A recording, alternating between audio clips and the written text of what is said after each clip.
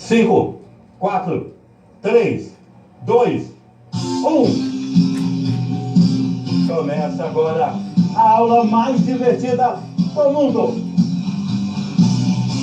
E quem escolheu a música de hoje foi Fernando Farias Fernandes. Ele é morador de Guadalupe, se inscreveu no canal do YouTube do professor Cláudio Neto e pediu essa música.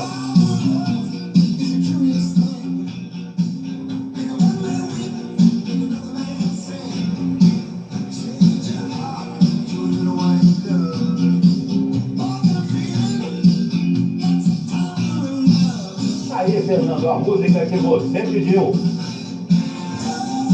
Aí, legal. Minha querida e linda turma de artes, nono ano, neste dia 11 de junho de 2020, vamos fazer uma revisão 1 sobre cubismo, sétima arte e o expressionismo. Então, simbora nessa! Cubismo, um movimento de vanguarda. As mudanças trazidas pelo surgimento da fotografia e pelo impressionismo influenciaram toda a produção artística do século XX. E é nesse contexto de mudanças culturais que surgem movimentos como o cubismo. Esse movimento ele surge em Paris, nas primeiras décadas do século XX, e foi criado pelo espanhol Pablo Picasso e pelo francês Georges Braque. Ao analisarmos o movimento, podemos descobrir algumas de suas inspirações e motivações, além de conhecer os princípios que regem a pintura e também como o movimento reagiu à Primeira Guerra Mundial. Essas análises se configuram nas características principais do movimento. Isso mesmo. E as inspirações, as correntes primitivas. No início do século XX, a arte africana passou a ganhar notoriedade em virtude das exposições universais que aconteceram em Londres e Paris, na Europa. Ao entrar em contato com a arte africana, em especial as máscaras, Picasso ficou tão encantado que passou a produzir em suas pinturas e estátuas uma visualidade mais sintetizada e geometrizada, que são características das máscaras africanas. O Picasso ainda teria afirmado que havia sido contagiado pelo vírus da arte africana. Isso mesmo. Bom, e as teorias científicas da quarta dimensão? Essa teoria é inspirada no livro Ciência e Hipótese, lá de 1902, do matemático Henri Poincaré. Isso mesmo. Ele, inclusive, inspirou a teoria da relatividade de Albert Einstein. Ao propor essa teoria, Poincaré afirma que nossos olhos conseguem projetar um objeto na terceira dimensão, ou seja, com volume e perspectiva, e que a visualização de um mundo com 4 dimensões possibilita enxergá-lo de diferentes pontos de vista.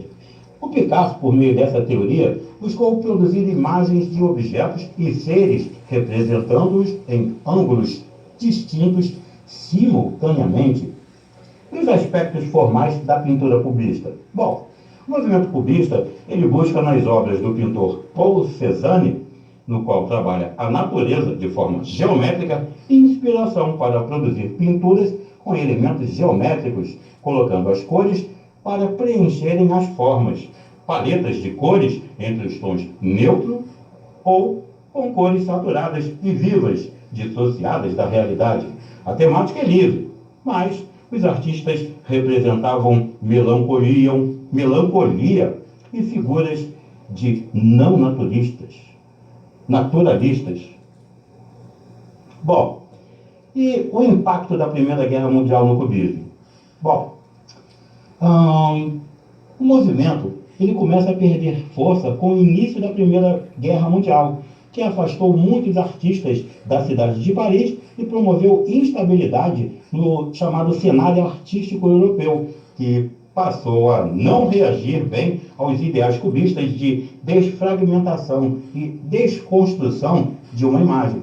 No entanto, o Picasso produziu obras de valor incalculáveis para a arte que expressam seu sentimento de dor e repúdio à guerra, como é o caso do painel Guernica, de 1937. O quadro mostra o caos em que a cidade de Guernica ficou após um bombardeio que destruiu e matou milhares de pessoas inocentes. Bom, E as vertentes cubistas? Bom, o cubismo não foi um movimento fechado, embora os objetivos para a arte fossem os mesmos. Cada artista tinha um modo de trabalhar. Entre os anos de 1910 e 1914, por exemplo, o movimento desenvolveu dois processos. Dois processos de construção da imagem, o processo analítico e o processo sintético. No analítico, a imagem era feita como o cérebro a processa. O artista analisa a imagem, decompõe e só assim recria na tela. Os quadros são, em sua maioria, nas cores cinza, azul, verde, ocre, preta, com apenas um plano, mas múltiplos pontos de vista. E as imagens são mais abstratas e suas representações são de difícil compreensão. O público não recebeu bem essas pinturas dessa vertente, porque a representação dessas figuras foi abruptamente modificada, o que fez com que os artistas encaminhassem seus trabalhos para um outro processo. E o sintético, hein? O processo de criação da imagem se concentrava na estruturação e no planejamento da composição. As cores eram planificadas, mais intensas e apareciam mais em destaque. Os artistas inseriam símbolos e pequenos textos nas pinturas, e as imagens pareciam vistas de um mesmo ângulo. A obra, ela passa a ser feita com diferentes materiais, como, por exemplo, retalhos de tecido, pedaços de papel, jornais, pedaços de objetos que se misturavam com materiais tradicionais, criando vários estilos, até numa mesma obra, inserindo a técnica de recorte e de colagem. Muito legal, né? E a sétima arte? Bom, nós estudamos o imagem em movimento. A sétima arte, nós aprendemos que esse foi um termo que foi utilizado para se referir ao cinema, que possui o posto número 7 na numeração das belas artes. As outras seriam música, artes cênicas, pintura, escultura, arquitetura e literatura. Seria impossível definir uma única pessoa como a inventora do cinema, porque essa história envolve muitas descobertas e ela está diretamente envolvida com a criação e desenvolvimento da chamada câmara escura e da fotografia. O surgimento dessas invenções criou questionamentos de como registrar esses movimentos que eram vistos no interior da câmara escura, já que a fotografia retratava a captura de um instante, não de todo o movimento. Bom, e